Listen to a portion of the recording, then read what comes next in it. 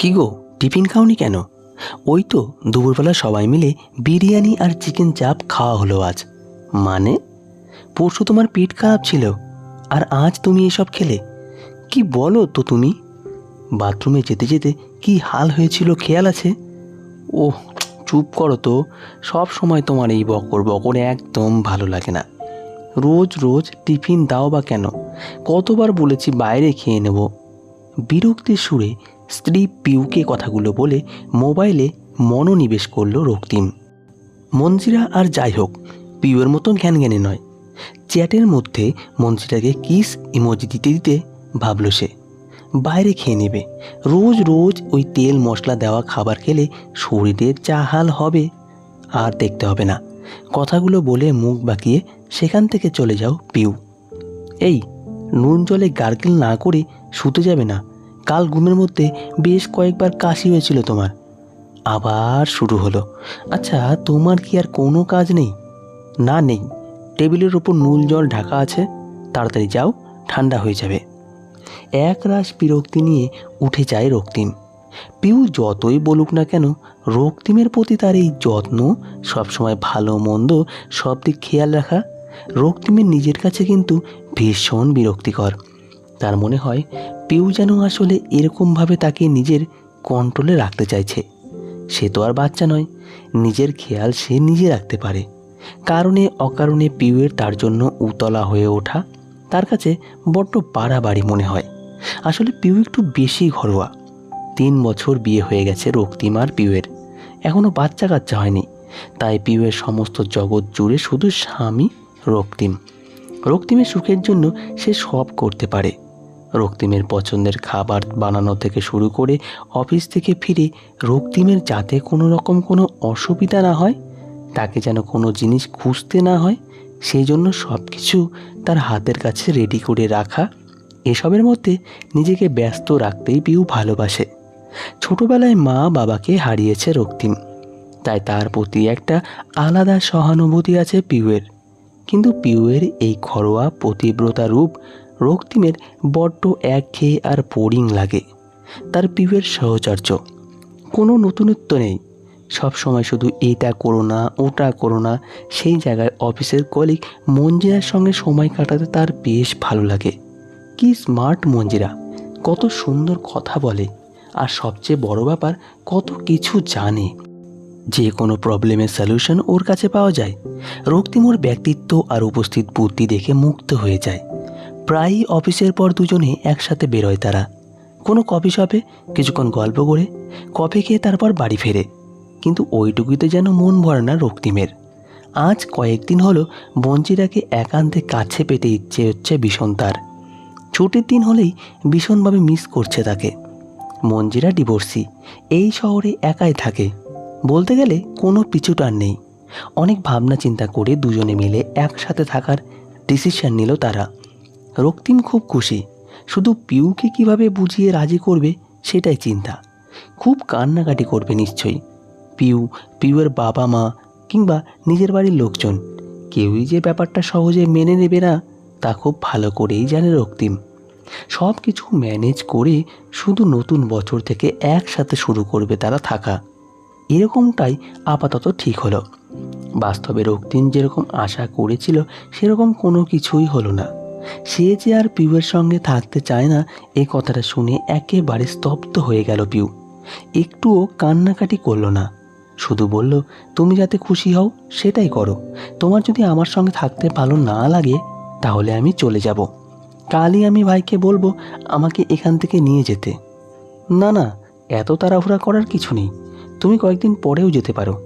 কিন্তু রক্তিম দেখল পিউ জিনিসপত্র গোছাতে শুরু করে দিল। ব্যাপারটা বেশ অদ্ভুত লাগলো তার। যাই হোক, ভালোই হলো। কান্নাকাটি করলে সামলানো মুশকিল হতো। মনে মনে এই কথা ভাবল সে। দুদিনের মধ্যেই বাড়ি ছেড়ে চলে গেল পিউ। যাবার আগের রাতে অবশ্য অনেক কান্নাকাটি করেছিল, কিন্তু রক্তিমকে কিছু বলেনি। বিছানায় শুয়ে একা একা কেঁদেছে। সে যে সবাইকে কি বুঝিয়েছে কে জানে। রক্তিম দেখল শ্বশুরবাড়ি কেউই তাকে কোনো প্রশ্ন করল না। মনে মনে স্বস্তির নিঃশ্বাস ফেলল সে। যাক, এই একটা ব্যাপারে অন্তত পিউ একটু বুদ্ধি খাটিয়েছে। ধীরে সুস্থে কিছুদিন পর ডিভোর্সের ব্যাপারটা নিয়ে ভাবা যাবে। তারা যেরকম ভেবেছিল তার অনেক আগেই যে এমন সহজভাবে তাদের একসাথে থাকার সুযোগ এসে গেছে, এটা শুনে খুব খুশি হলো মঞ্জিরা। দিন কয়েকের মধ্যেই একটা নতুন ফ্ল্যাট ভাড়া নিয়ে একসাথে থাকতে শুরু করে দিল রক্তিম আর মঞ্জিরা।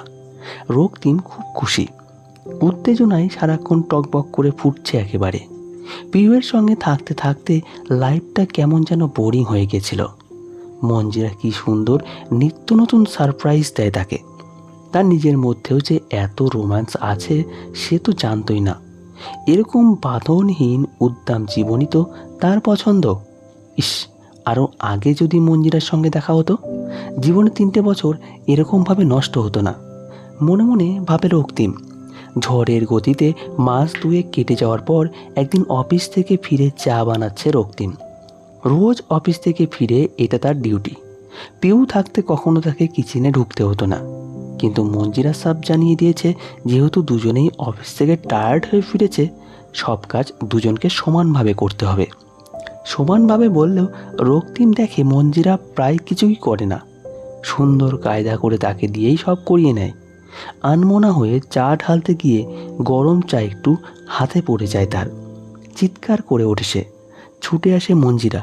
কি হলো? হাতে গরম চা পড়ে গেছে। তাই বলো, এমন চিৎকার করলে আমি ভাবলাম কি না কি।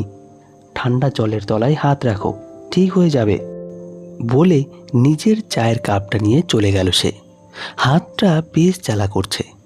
পিউকে দেখতো পুড়ে গেলে টুথপেস্ট লাগাতো, সেও তাই করলো। তারপর চা নিয়ে এসে বসলো মঞ্জিরার পাশে। কিছুক্ষণ পর টিভি থেকে চোখ সরিয়ে মঞ্জিরা বলল, আজ রাতে খিচুড়ি বানাবো, বুঝলে? তুমি সবজিগুলো কেটে দিও, কেমন? ঘাড় নাড়ে রক্তিম। হাতটা তখনও জ্বলছে। এই কদিনে সে বুঝে গেছে শেষ মুহূর্তে গিয়ে একটু খুন্তি নাড়া ছাড়া আর কিছুই করবে না মঞ্জিরা। এর কিছুদিন পর জ্বর আসে রক্তিমের, তার সঙ্গে সর্দি কাশি। ভীষণ দুর্বল হয়ে পড়ল রক্তিম। সে কিছু করতে পারছে না বলে একদিন অনলাইনে খাবার অর্ডার করেছে মঞ্জিরা। রক্তিমের মনে পড়ে এরকম হলে তার জন্য স্পেশাল খাবার বানাতো পিউ। কি সুন্দর একটা চিকেন স্যুপ বানিয়ে দিত। ওটা খেয়ে মনে হতো যেন শরীর একদম ঠিক হয়ে গেছে। সময় মতো অফিসে চলে যায় মঞ্জিরা।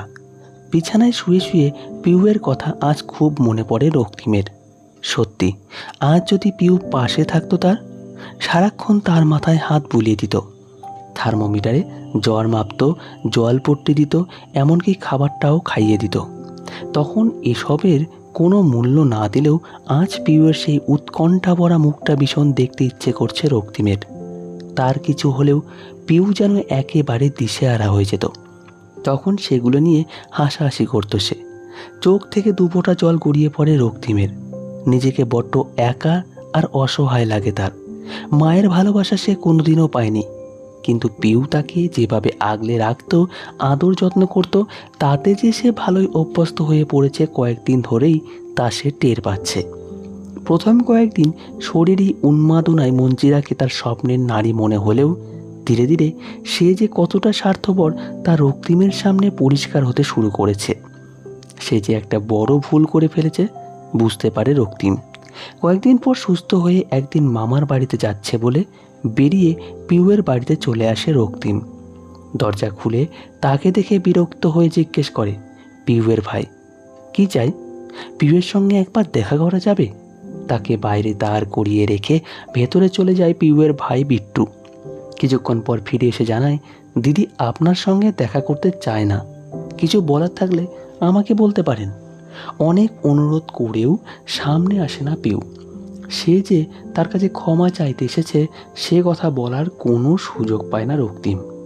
তার মনে অনেক আশা ছিল, ক্ষমা চেয়ে পিউয়ের মন গলাতে পারবে সে। তারপর বুঝিয়ে সুজিয়ে একসময় আবার ফিরিয়ে নিয়ে যাবে তাকে নিজের কাছে। পিউ ছাড়া তার যে আর কোনো গতি নেই, এই স্বীকারোক্তি করার কোনো সুযোগই সে পেল না। ভগ্ন হৃদয়ে ফিরে আসে রক্তিম। তাকে দেখেই হাসি মুখে মঞ্জিরা বলে ওঠে, যাক বাবা, ফিরে এসেছ। আমার তো খুব চিন্তা হচ্ছিল। মনে আছে আজ কাজের মাসি আসেনি? বেসিন ভর্তি বাসন পড়ে রয়েছে, তাড়াতাড়ি ধুয়ে চা বসাও। এখনও চা খাওয়া হয়নি আমার। প্লিজ পিউ, ফিরে এসো। তোমার শাসন, বারণ আর যত্ন ছাড়া আমার জীবনটা যে একেবারে অগোছালো হয়ে যাচ্ছে।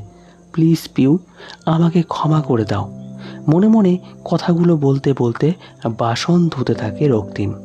চোখ থেকে দুফোঁটা জল গড়িয়ে পড়ে মিশে যায় বেসিনের সাবান জলের সঙ্গে। আজকের গল্পটি এই পর্যন্তই। ভালো লাগলে অবশ্যই লাইক দেবেন।